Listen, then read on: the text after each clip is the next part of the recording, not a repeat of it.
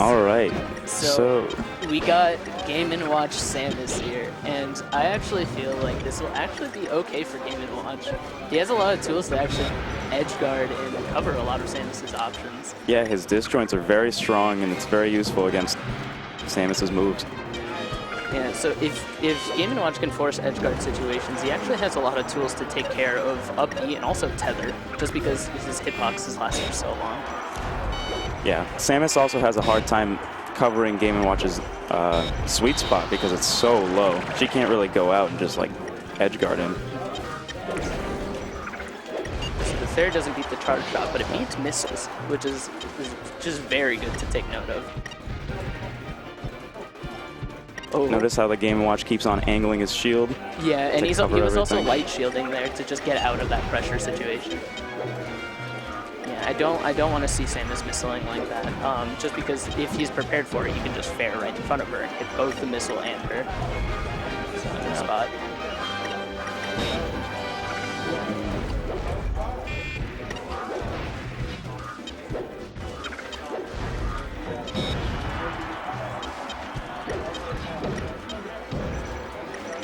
Down air to nair.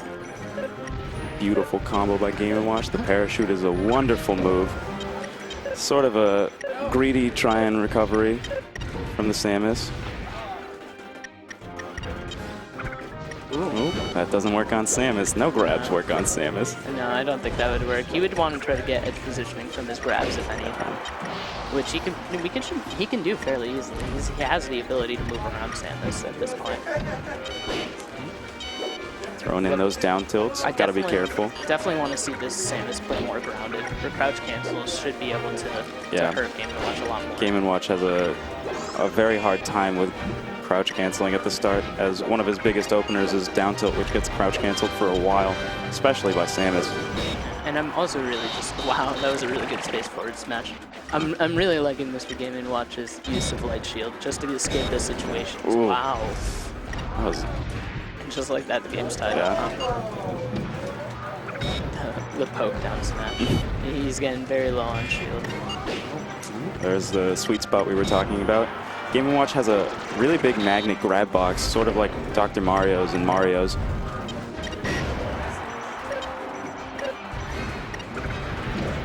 Wow. Yeah, if he didn't down air there, he would have been safe. The greedy recovery is constantly trying to throw out a move when recovering. Oh, that was really dangerous. Sneaky. Game & Watch has got to be careful with all of these light shields because how much hit stun it adds. Oh yeah, that is very true. It's not going to be a very good offensive option if he's trying to continue to take that space. But if he's, wow. There we go. Gets everything. It blew up both the bombs too.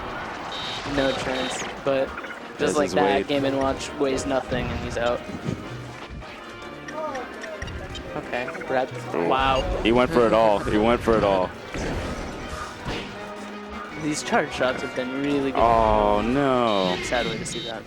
His charge shots have been really good. Like I saw, on most of the times he's going to fire it at miss-techs.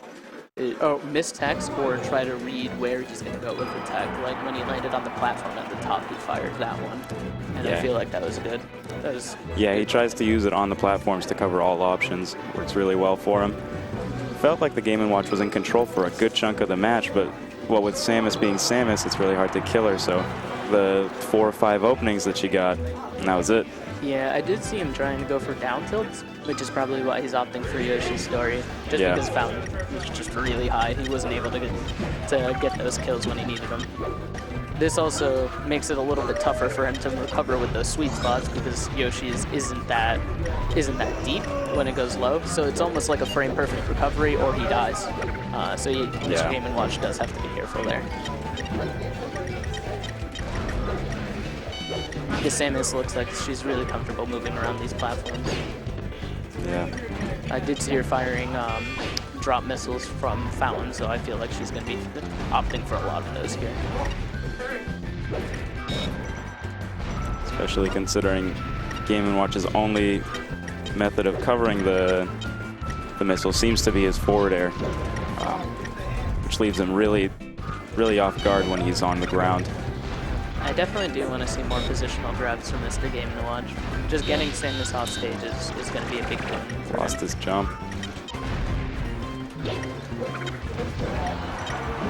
Yeah, then again, he tried to down air him, but you really have to respect that parachute. It's really strong. Faring through these missiles. Ooh. He doesn't seem to be using too many down airs in this matchup. Yeah, I feel it's definitely got to be tough. Wow, I'm surprised that up tilt didn't just stuff the down air there.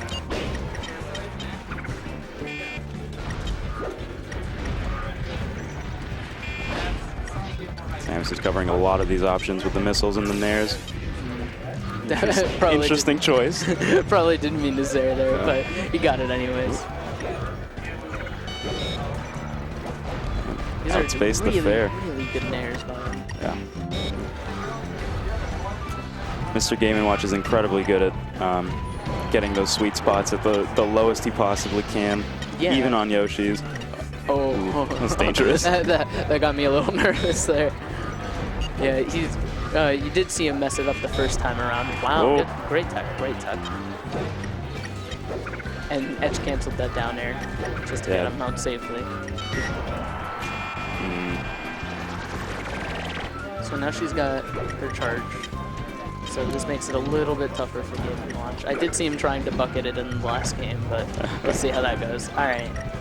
Getting a little antsy with the charge shot. Yeah. Sort of just wants to get the lead and get out of there. Yeah, he definitely had some percent to work with, so I would have liked to see him hold it a little bit longer to get a kill, especially on Yoshi's. Again with the down air. He is not mixing that up. Ooh, back air also eats through the missile, which is really good just because it's a multi-hit. Which means if he spaces it well, he can get some pretty good damage if the Samus tries to crouch cancel. Trying to go for the bombs. Maybe getting a little greedy and trying to hit Samus way up there. Oh! He gets the meteor cancel. Good reaction. Not so good Pia. Yeah, sort of tries to crouch cancel it, but a little bit too far. Yoshi's comes into play and the down tilt kills.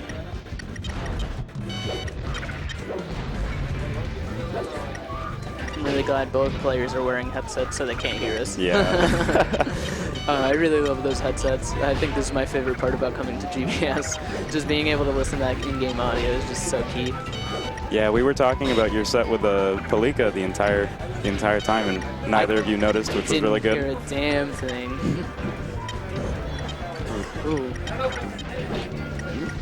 Interesting back air. I definitely want to see him shark more. Once Samus gets up in the air, she's really vulnerable. Yeah. And Game & Watch looks like he has the tools that it'll make it tough for Samus to get back down. That was a very nice parachute. So we're looking at 1-1 right now between Mr. Game & Watch and Hotline.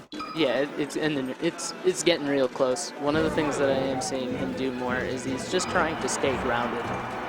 Mr. Game & Watch, at least. If he tries to go airborne, Samus has a lot of tools to stuff him, especially her forward air, just because it's really multi-hit, and the nair extends really far. She does have to be careful just because Mr. Game & Watch just has really disjoint moves. I'm not sure whose fair wins in the disjoint battle, but I guess it's different situations, to be fair. Hers definitely hits higher and goes lower. And definitely covers a lot more space. And works on platforms a little bit better, to be honest. So here we go on to Dreamland. Obviously Samus's counter pick because she'll never die. But I do like it for Mr. Game & Watch. He's going to be able to live a little bit longer, and he'll be able to recover from pretty far away regardless. One thing that I will want to see more is I'm going to see more attempts at edge darting. Like that. That was very good. It's a really good fastball parachute. She should only be able to tether at this point on the lower part of the stage. Oh. Ooh. But she actually got a pretty high tether point up there. I definitely misjudged where she would be able to go. Mr. Game & Watch continuing that light shield to cover the weakness of his puny shield. Oh. Getting a real nice spot dodge in there. That was really dangerous. I feel like the way he was angling his shield, he definitely would have gotten hit by both of those and broke his shield there. Probably would have gotten just shield poked, honestly. Yeah. At the end of the day. Trying to think of what to do. I guess that was really percent's super high. That's what happens with the down throw.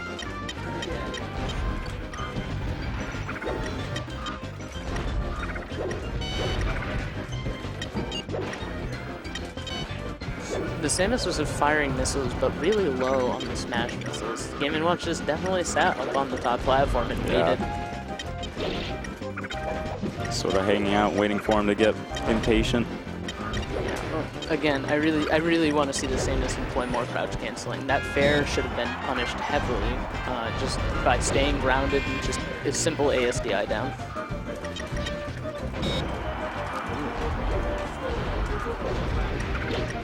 I also want to see more homing missiles to try to chase Game & Watch if she's going to be firing missiles from the platform so much. While Game & Watch's aerials are really strong and disjointed, they take a while to come out, so. Yeah, and if the homing missiles are being fired, she can follow behind them pretty well. If he tries to stuff them out with his aerials, they're only a small missile. She can just hover behind it and space herself.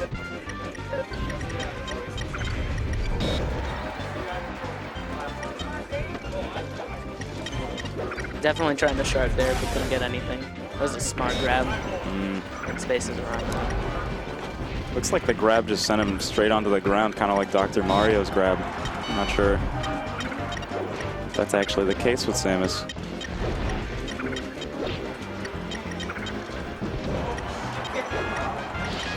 Wow.